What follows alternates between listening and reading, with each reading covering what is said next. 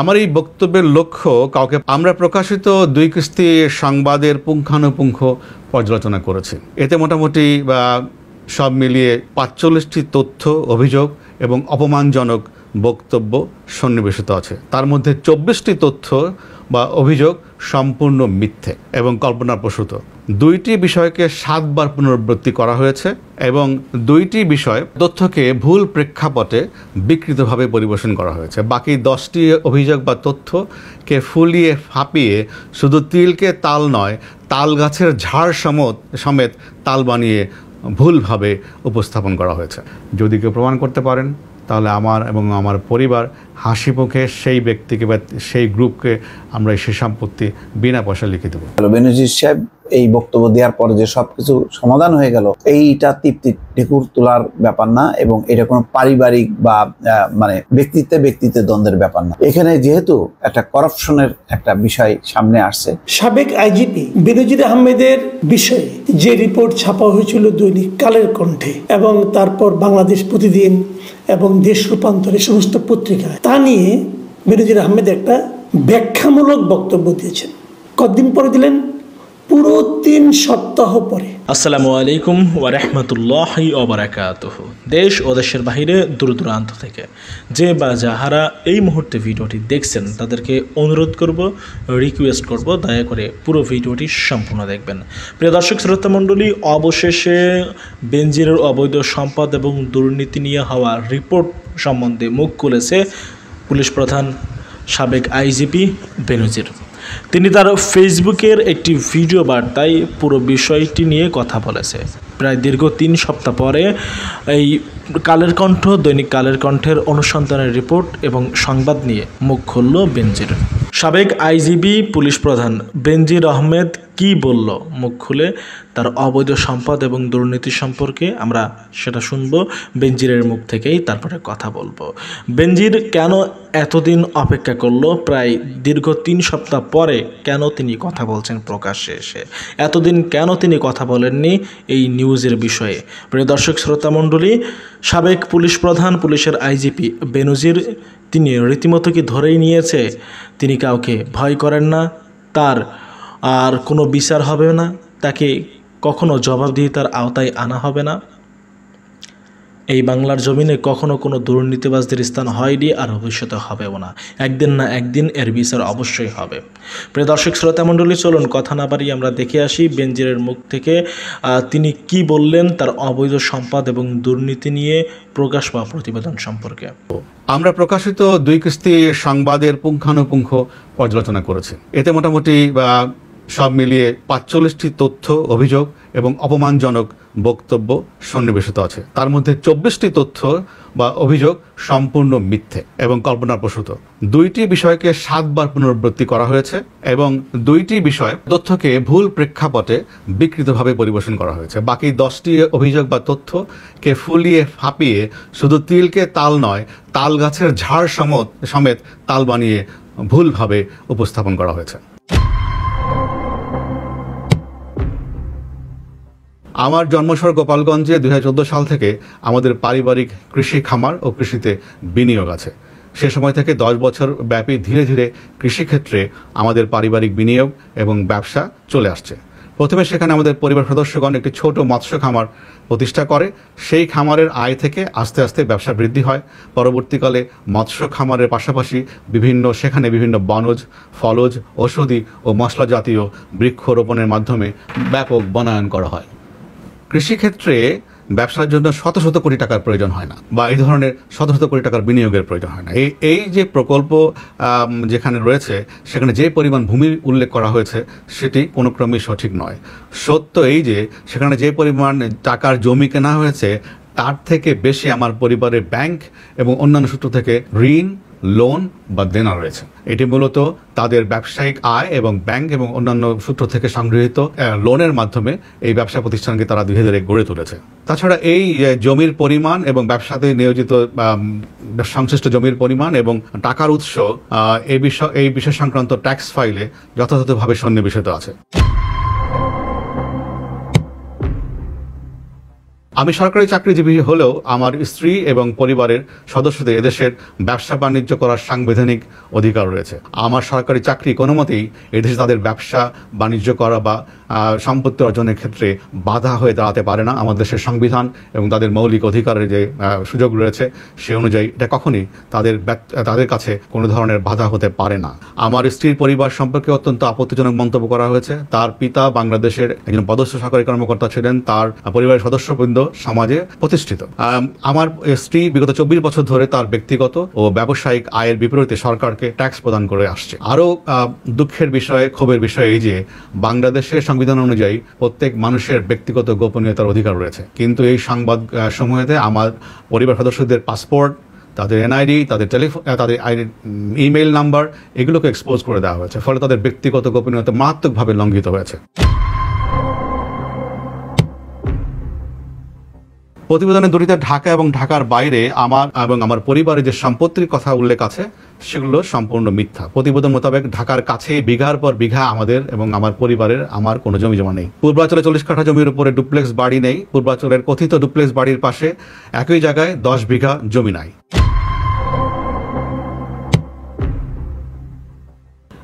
আমার 35 বছরের চাকরি জীবনে বেতন ভাতার যে কাল্পনিক হিসাব প্রকাশ করা হয়েছে সেটিও ভুল এবং খুবই অপমানজনক। প্রতিবেদন দাবি করা হয়েছে যে আমার অবসরের পর তথাকথিত থলের বিড়াল বেশি বেরিয়ে আসছে। এটা এই ধরনের শব্দ প্রয়োগও খুবই আপত্তিকর। আমাদের পারিবারিক ব্যবসা 2014 সাল থেকে প্রতিষ্ঠিত হয়েছে এবং বিগত 10 বছর ধরে আমাদের পারিবারিক ব্যবসা প্রকাশ্যে এবং সর্বসম্মুখে পরিচালিত হয়ে আসছে। আমাদের পারিবারিক মৎস্য প্রজেক্ট ইতিমধ্যে জাতীয় পর্যায়ে মৎস্য চাষের জন্য স্বর্ণপদক প্রাপ্ত হয়েছে এবং এছাড়াও একাধিক পুরস্কার প্রাপ্ত হয়েছে। আমাদের মৎস্য চাষের যে প্রজেক্ট রয়েছে, পারিবারিক প্রজেক্ট, সেটি পুরস্কারের মাধ্যমে স্বীকৃতি লাভ করেছে এবং এটি একদিনে হয়নি, এটি বছরের পর বছর ধরে তাদের শ্রম এবং ঘামের মাধ্যমে অর্জিত হয়েছে। এবং এই যে তাদের যে চেষ্টা, সেই চেষ্টাকেও এই ধরনের সংবাদ প্রকাশের মাধ্যমে আমি মনে করি অপমান করা হয়েছে। গোপালগঞ্জ প্রজেক্টে 2টি কোম্পানির কথা উল্লেখ করা হয়েছে, যেখানে 20 কোটি টাকা, আরেকটিতে 5 কোটি টাকার অনুমোদিত মূলধনের কথা এভাবে উল্লেখ করা হয়েছে যেন সাধারণ পাঠক মনে করেন যে এই 2টি কোম্পানিতে আমাদের পরিবার 25 কোটি টাকা বিনিয়োগ করেছে। আসলে অনুমোদিত মূলধন আর পেইড আপ মূলধন, পরিশোধিত মূলধন এক জিনিস নয়। এখানে এই 2টা কোম্পানিতে ইভেন 1 কোটি টাকারও পরিশোধিত মূলধন নাই, অথচ এটা এমনভাবে বলা হয়েছে যেন 25 কোটি টাকা আমাদের পরিবারের পক্ষ থেকে 2টি কোম্পানিতে বিনিয়োগ করা হয়েছে। মূলত এই 2টি কোম্পানি প্রতিষ্ঠা করা হয়েছিল ব্যবসাকে সম্প্রসারণের জন্য। আমরা আমাদের পরিবার ওখানে যে বর্তমানে যে ব্যবসা করছে সেটাকে সম্প্রসারণ করতে চায়, কৃষিক্ষেত্রে বিনিয়োগকে সম্প্রসারণ করতে চায়, কারণ বাংলাদেশে এই মুহূর্তে কৃষিক্ষেত্রে বিনিয়োগ সময়ের দাবি। তো এটা নিয়ে পরে কোনো এক সময় কথা বলবো। তো আমরা যেটা বলতে চাই সেটা হচ্ছে মূলত 2টি কোম্পানি প্রতিষ্ঠা করা হয়েছিল আরও বড় আকারে ব্যাংক লোন নেওয়ার জন্য, কিন্তু ব্যাংক লোনের জন্য আবেদনও করা হয়েছিল, কিন্তু সে সময় করোনা প্রভাব এবং পরবর্তী সময় রাশিয়া ইউক্রেন ওয়ার, জাতীয় আন্তর্জাতিক অর্থনৈতিক মন্দা, বিভিন্ন কারণে এই ব্যাংক লোনের বা ব্যাংকের সংকোচন নীতির কারণে এই লোন স্যাংশন সম্ভব হয়নি। ফলে যেটা হয়েছে যে কোম্পানিগুলোর কথা বলা হয়েছে কোনোটি আজ পর্যন্ত ব্যবসাতেই আসেনি। তো এটি একটা নতুন কোম্পানি এবং ফাইন্যান্সে বা ফান্ডিংয়ের অভাবে এই কোম্পানিগুলো কিন্তু মূলত এই মুহূর্তে কোনো ব্যবসা করছে না। প্রকল্প এলাকার নাম বেনজিরের চক হিসেবে প্রতিবেদক দাবি করেছেন। এটিও আসলে প্রতিবেদক নিজস্ব একটি আবিষ্কার, কারণ এই ধরনের কোনো চক বা বেনজিরের চক নামে কোনো জায়গা প্রকল্প এলাকায় নাই। প্রকল্প এলাকায় মিটার ছাড়াই বিদ্যুৎ সংযোগ দেওয়া হয়েছে বা ব্যবহার করা হচ্ছে, এটিও মিথ্যা তথ্য। ওখানে রীতিমতো সরকারিভাবে অনুমোদন নিয়ে মিটার স্থাপন করে বিদ্যুৎ সংযোগ নেওয়া হয়েছে বৈধভাবে এবং প্রতি মাসে নিয়মিত আমাদের পরিবার তাদের ব্যবসার জন্য যে বিদ্যুৎ খরচ হয় সেটির বিল পরিশোধ করে আসছে। এখানে চাপ ও ভয়ভীতি দেখিয়ে জমি ক্রয়ের কথা বলা হয়েছে, যেটিও আমি মনে করি এটা অসম্ভব কল্পনা। কারণ হচ্ছে এটি মাননীয় প্রধানমন্ত্রীর নিজ জেলা এবং প্রকল্প এলাকাটি মাননীয় প্রধানমন্ত্রী সংসদীয় আসন সন্নিহিত, এবং ফলে এই ধরনের একটা জায়গায় গায়ের জোরে বা ক্ষমতা দেখিয়ে বা অন্য কোনো ভাবে শক্তি প্রয়োগ করে জমি কেনার চিন্তা একটা অসম্ভব কল্পনা।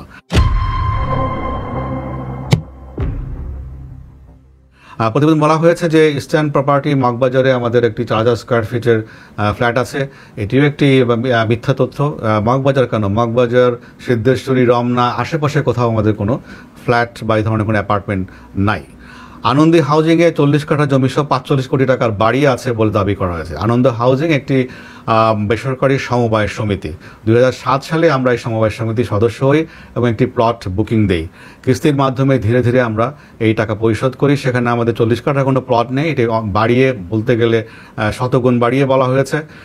আমাদের প্লটে 5 ইঞ্চি দেওয়াল বিশিষ্ট একটি বৈশিষ্ট্য এবং টিনের ছাদের একটি দোতলা বাড়ি আছে। তো এই ধরনের একটা বাড়ির দাম 45 কোটি টাকা হবে এবং যেখানে যে হাউজিং এখন পর্যন্ত নাগরিক সুবিধা গড়ে ওঠেনি, রাস্তাঘাট তৈরি হয় নাই, বিদ্যুৎ সংযোগের ব্যবস্থা নাই, পানির ব্যবস্থা নাই, গ্রামের মধ্যে এই ধরনের একটা প্লটের উপরে টিনের ছাদ বিশিষ্ট বাড়ির দাম 45 কোটি টাকা হবে, এটি রীতিমতো এই ধরনের দাবি করার মধ্যে হাস্যকর।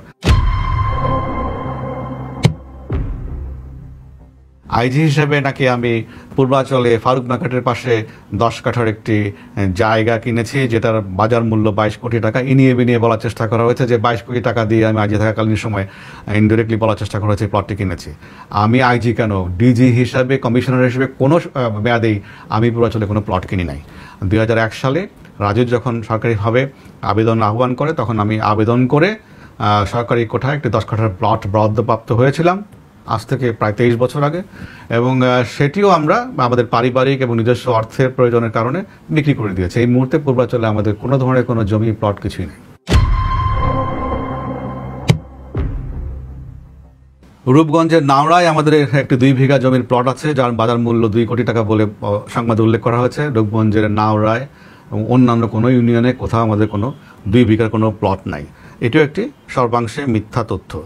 রূপগঞ্জে আমাদের কোনো জমি নাই এক্সেপ্ট আনন্দ হাউজিংয়ে, যেটি রূপগঞ্জ জেলা থানার মধ্যে অবস্থিত এলাকার মধ্যে, সেখানে একটা প্লট। তাছাড়া আমাদের অন্য কোথাও কোনো ধরনের কোনো জমি বা 20 কোটি টাকা মূল্যের কোনো সম্পত্তি আমাদের নাই। মেয়ের বিশ্রামের জন্য 3.5 কোটি টাকার ফ্ল্যাট কিনেছি বলে অভিযোগ করা হয়েছে।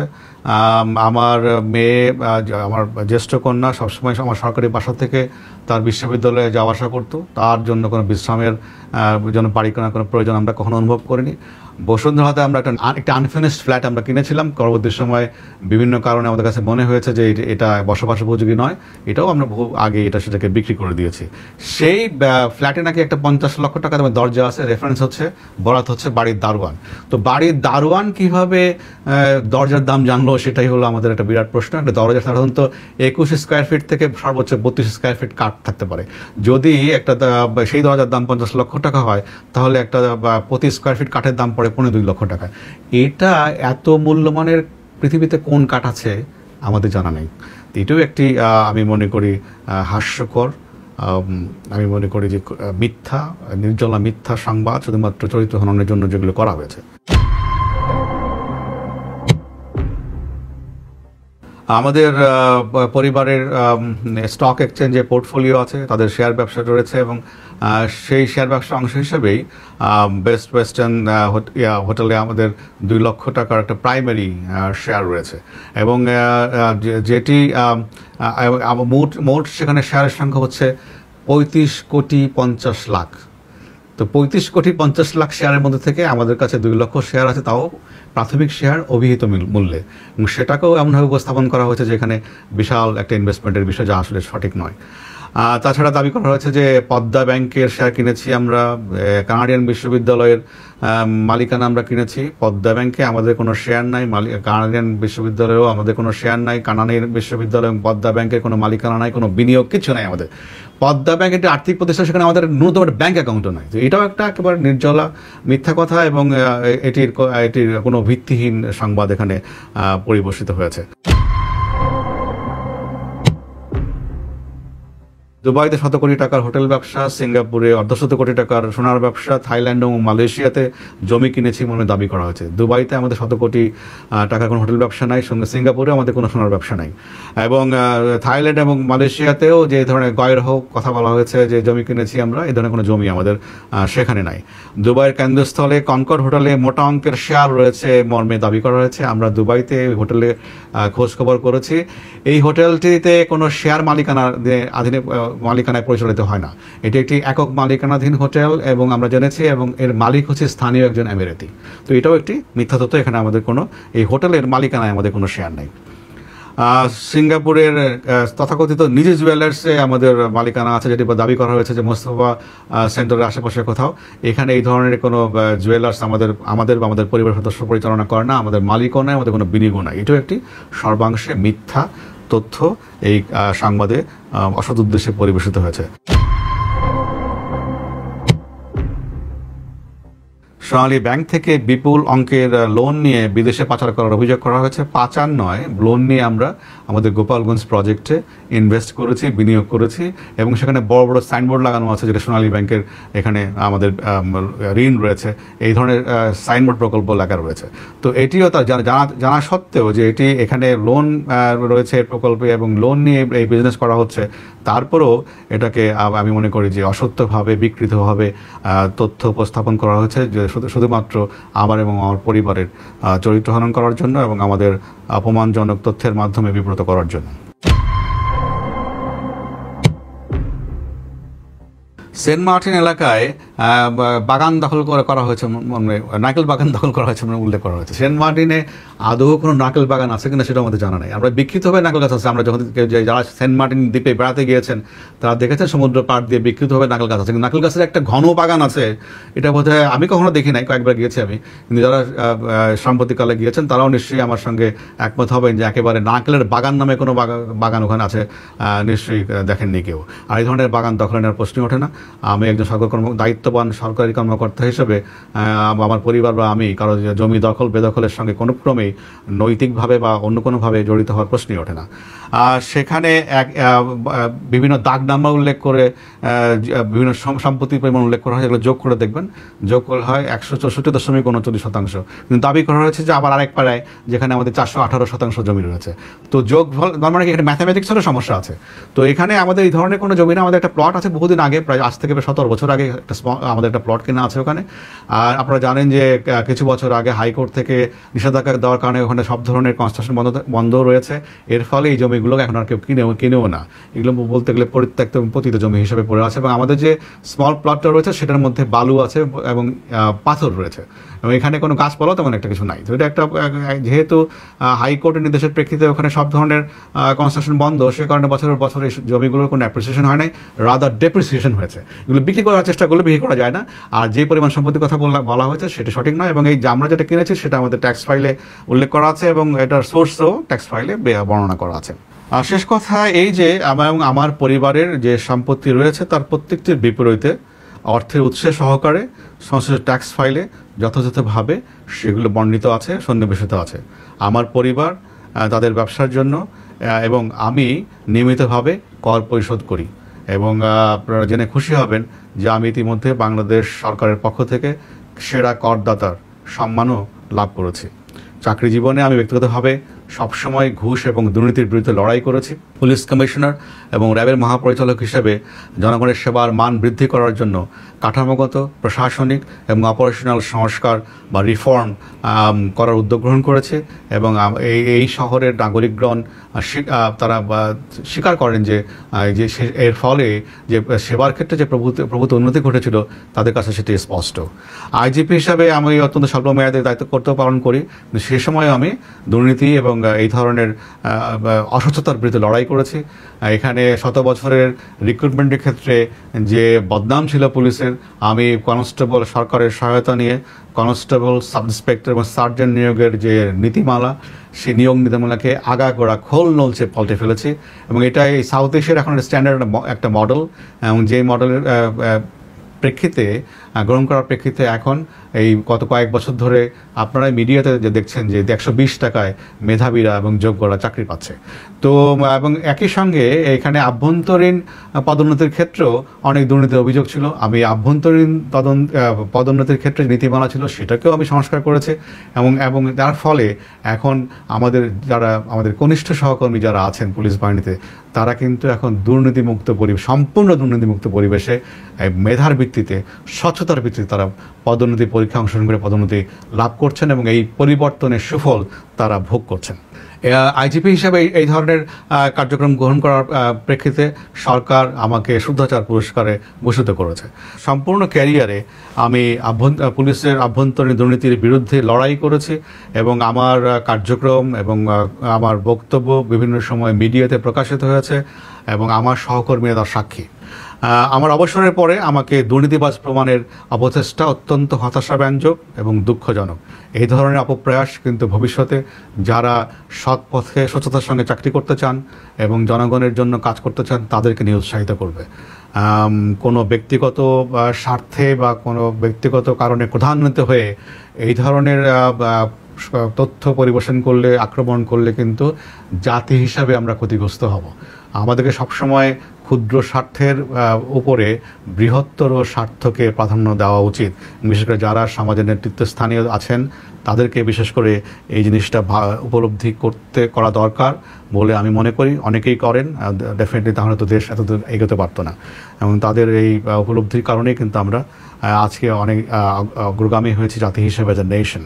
যে আমাদের পরিবারের এবং আমার যে সমস্ত সম্পত্তির, সহায় সম্পত্তির মিথ্যা বর্ণনা দেওয়া হয়েছে এবং যেগুলো আমি আজকে স্পষ্ট করেছি যে এই ধরনের কোনো সম্পত্তি বা তাদের বর্ণনা মতে, পত্রিকায় প্রকাশিত সংবাদের বর্ণনা মতে এই ধরনের কোনো সম্পত্তি যেগুলো বলেছি আমাদের নাই, যদি কেউ প্রমাণ করতে পারেন তাহলে আমার এবং আমার পরিবার হাসি মুখে সেই ব্যক্তিকে বা সেই গ্রুপকে আমরা সেই সম্পত্তি বিনা পয়সা লিখে দেবো। আমি মনে করি সাবেক আইজিপি বেনজির আহমেদের বিষয়ে যে রিপোর্ট ছাপা হয়েছিল দৈনিক কালের কণ্ঠে এবং তারপর বাংলাদেশ প্রতিদিন এবং দেশ রূপান্তরের সমস্ত পত্রিকায়, তা নিয়ে বেনজির আহমেদ একটা ব্যাখ্যামূলক বক্তব্য দিয়েছেন। কতদিন পরে দিলেন? পুরো 3 সপ্তাহ পরে, পুরো 3 সপ্তাহ সময় নিয়ে তিনি একটা ব্যাখ্যামূলক ভিডিও আপ করেছেন সোশ্যাল মিডিয়া, ফেসবুকে। এবং সেই ভিডিওর ভলিউম বিশাল, প্রায় 24 মিনিট 52 সেকেন্ডের সেই ভিডিওটা উনি আপ করেছেন। এবং এই ভিডিওতে উনি অনেক ব্যাখ্যা দিয়েছেন, ডিটেল বর্ণনা করেছেন এবং উনি ওনার মতো করে বলেছেন। যেমন উনি বলেছেন এই 2 কিস্তির রিপোর্টে নাকি ওনার বিরুদ্ধে 45টি তথ্য, অভিযোগ অথবা অপমানজনক বক্তব্য দেওয়া হয়েছে, তার মধ্যে 24টা নাকি সম্পূর্ণ মিথ্যা এবং 2টা বিষয়টা নাকি 7 বার পুনরাবৃত্তি করা হয়েছে, 2টা বিষয়কে ভুল প্রেক্ষাপটে পরিবেশন করা হয়েছে এবং 10টি বিষয়কে ফুলিয়ে ফাঁপিয়ে তিলকে তাল করে বলা হয়েছে, এটসেট্রা এটসেট্রা অনেক কিছু বলেছেন। তো আমি বেনজির আহমেদের বক্তব্য নিয়ে আসলে আমি তেমন কিছু এখন এই ভিডিওতে বলবো না।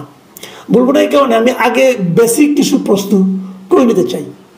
আমি আবারও বলি যে অভিযোগটা উঠেছে পুলিশের সাবেক আইজিপি, র্যাবের সাবেক ডিজি বেনজির আহমেদের বিরুদ্ধে। অভিযোগটা তুলেছে একাধিক জাতীয় পত্রিকা, তার মধ্যে 2টো পত্রিকার মালিকানার সঙ্গে জড়িত, মালিকানার সঙ্গে জড়িত ঠিক না, সরাসরি মালিক বসুন্ধরা গ্রুপ। যে বসুন্ধরা গ্রুপের সঙ্গে একসময় বেনজির আহমেদের খুব ভালো সম্পর্ক ছিল। এখন বেনজির আহমেদের যার সঙ্গে ভালো সম্পর্ক মানে রংধনু গ্রুপ, সেই রংধনু গ্রুপের সঙ্গে বসুন্ধরা গ্রুপের এখন সম্পর্ক দা কুমড়ার মতো। তো সেরকম একটা প্রতিষ্ঠানের পক্ষ থেকে বেনজির আহমেদের বিরুদ্ধে অভিযোগ উঠেছিল, ডিটেল বিশাল প্রতিবেদন, ওনার কি আছে না আছে, কোথায় কত কোটি টাকার সম্পত্তি আছে এবং যে সমস্ত সম্পত্তির হিসাব দেওয়া হয়েছিল সেগুলি যোগ করলে 1000 কোটি টাকা ছাড়িয়ে যায়। মানুষের মধ্যে প্রশ্ন তখনই উঠেছিল, পুলিশের একজন কর্মকর্তা হয়ে এত বিপুল সম্পদ উনি কীভাবে করলেন? বেনজির আহমেদ প্রথমে একটা ফেসবুকে স্ট্যাটাস দিয়েছিল যে কুৎসার কিসা আভিবি বাকি হয় এটসেট্রা এটসেট্রা, যার কোনো অর্থ হয় বলে আমার কাছে মনে হয় নাই। তারপরে উনি আজকে একটা ভিডিও আপ করেছেন। এই ভিডিও যে আপ করবেন সেটা আবার গতকালকে ঘোষণাও দিয়েছিলেন। আমার প্রশ্ন এই ভিডিওটা নিয়ে, আমি যে কথাটা ভিডিওটার আমি পুঙ্খানুপুঙ্খানু ব্যাখ্যায় এখন যাচ্ছি না, আগে বলেছি আমি অন্য কিছু প্রশ্ন করছি। সেই প্রশ্নগুলি কেন করছি আপনি প্রশ্নগুলি শুনলে বুঝতে পারবেন। আমার প্রথম প্রশ্ন যে পত্রিকায় একটা রিপোর্ট প্রকাশিত হওয়ার পর বেনজির আহমেদের তার জবাব দিতে 3 সপ্তাহ লেগে গেল কেন? কারণ একটা রিপোর্ট তৈরি করতে গেলে অনুসন্ধান করতে হয়, কিন্তু রিপোর্ট করার পর যার সম্পর্কে রিপোর্ট হলো তিনি তো সবই জানেন যে ওনার কোথায় কি আছে না আছে, তার জবাব দিতে ওনার 3 সপ্তাহ কেন লাগলো? আমার দ্বিতীয় প্রশ্ন, জবাব যদি দিতেই হয়, এটা উনি সোশ্যাল মিডিয়ায় কেন দিলেন? যে পত্রিকায় ছাপা হয়েছে সেই পত্রিকাতে উনি প্রতিবাদ করতে পারতেন, এটা তো একটা নিয়ম আছে। উনি কি প্রতিবাদ দিয়েছিলেন? সেই প্রতিবাদটা কি ওরা ছাপেনি না কি? পত্রিকায় প্রতিবাদ না দিয়ে উনি সোশ্যাল মিডিয়ায় কেন আশ্রয় নিলেন? আমার 3 নম্বর প্রশ্ন, ঠিক আছে উনি পত্রিকায় প্রতিবাদ দিবেন না, অথবা পত্রিকায় প্রতিবাদ যদি না ছাপে, উনি তো প্রেস কাউন্সিলেও মামলা করতে পারতেন। যে কোনো পত্রিকা অথবা মিডিয়ার বিরুদ্ধে, মিডিয়া যদি কারোর বিরুদ্ধে কোনো এমন কিছু প্রচার করে যে প্রচারে সংশ্লিষ্ট ব্যক্তি সংক্ষুব্ধ হন, বিরক্ত হন, অপমানিত হন, তাহলে তার জন্য যাওয়ার জায়গা সরকার করে রেখেছে, সেটা হলো প্রেস কাউন্সিল। উনি প্রেস কাউন্সিলে গেলেন না কেন? উনি তো নিজে সরকারে দীর্ঘদিন চাকরি করেছেন, তো উনি কেন সরকারের আর একটা প্রতিষ্ঠানকে অবজ্ঞা করলেন? না, কিন্তু উনি প্রেস কাউন্সিলকে গুরুত্বপূর্ণ মনে করলেন না। ঠিক আছে, আমার 4 নম্বর প্রশ্ন, উনি প্রেস কাউন্সিলে নাই গেলেন, উনি সাধারণ একটা মামলা করতে, ফৌজদারি মামলা করতে পারতেন, উনি মানহানির মামলা করতে পারতেন। ওনার তো মানহানি হয়েছে, উনি কি 21 দিনে ওনার যে মানহানি হয়েছে এটা টের পেলেন না? কেন করলেন না?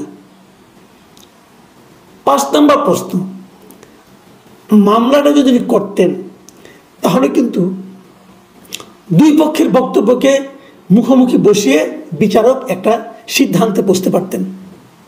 কিন্তু উনি যখন একটা বক্তব্য দিলেন তখন কিন্তু 2 পক্ষের বক্তব্যটা শোনা গেল কিন্তু বিচার করা গেল না।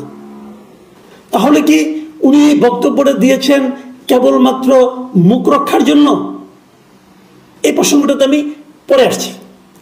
আমার 6 নম্বর যে প্রশ্ন, সেই প্রশ্নটাও আমি এই প্রসঙ্গে বলছিলাম যে মুখ রক্ষায় কি, নাকি এর মধ্যে বিশেষ কারো অথবা কোনো একটা গোষ্ঠীর মধ্যস্থতায় 2 পক্ষের মধ্যে কোনো সমঝোতা হয়ে গেছে, এবং এই সমঝোতা যখন হয়েই গেছে তখন মানুষ তো বলবে, এই যে বসুন্ধরার পত্রিকাতে একটা নিউজ হয়েছিল আপনার বিরুদ্ধে, আপনি কিছু বললেন না, তখন এই বলার জন্য দায় সারা গোছের এমন একটা বক্তব্য উনি দিয়েছেন।